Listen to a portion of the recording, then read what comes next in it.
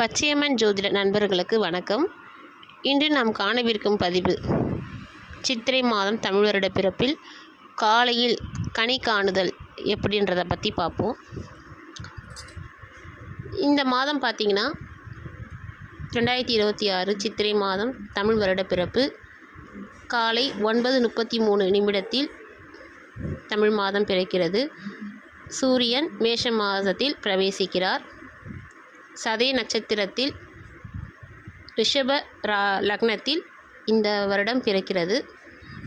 நம்ம நைட்டே எல்லாம் பூஜை வேலையெல்லாம் ரெடி பண்ணி வச்சுட்டு தட்டில் வெற்றிலை பாக்கு, குபேரலட்சுமி சிலை இருந்துச்சுன்னா அதை அப்படியே தட்டுலேயே ஒரு பக்கம் வைங்க.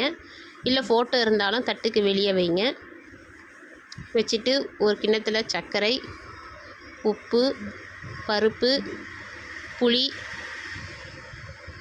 அரிசி எல்லாமே ஒரு கிண்ணத்தில் அப்படியே ஒரே மாதிரி கிண்ணத்தில் வச்சு தட்டில் வச்சுருங்க. தங்க நகைகள், வெள்ளி அணிகலன்கள் ஏதேனும் உங்கள்கிட்ட என்ன இருக்கோ, ஒரு சின்ன ஒரு மூக்குத்தி அளவு இருந்தால் கூட சந்தோஷம்தான்.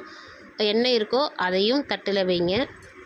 முக்கணிகள் மா, பலா, வாழை அதையும் தட்டில் வச்சு, முகம் பார்க்கும் கண்ணாடியும் தட்டில் வச்சு எல்லாத்தையுமே ரெடி பண்ணிவிட்டு சாமி முன்னாடி வச்சுட்டு படுத்துருங்க.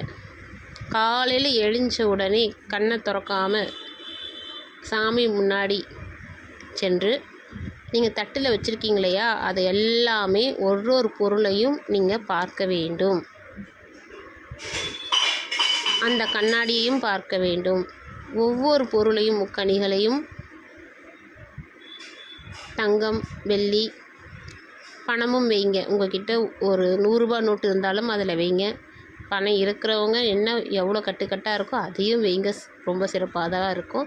என்ன இருக்கோ, இது சிம்பிளானது தான். வீட்டில் இருக்க சர்க்கரை, பருப்பு, அரிசி இதெல்லாம் தான் சொல்லியிருக்கேன். நீங்கள் ரொம்ப கஷ்டப்பட வேண்டிய பொருள் கிடையாது. பழங்கள் இருந்தால் பழங்கள் வைங்க. இல்லையா 2 வாழைப்பழம் வைங்க முடியாதவங்க.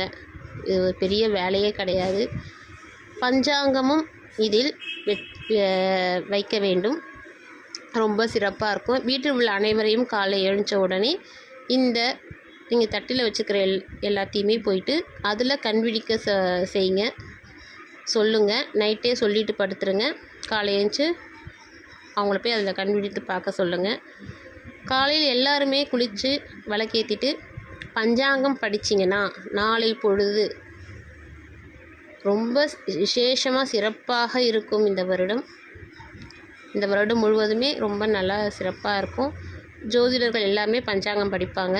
இது அவங்க தான் படிக்கணுன்றது கிடையாது, எல்லாருமே படிக்கலாம். பஞ்சாங்கம் படிங்க.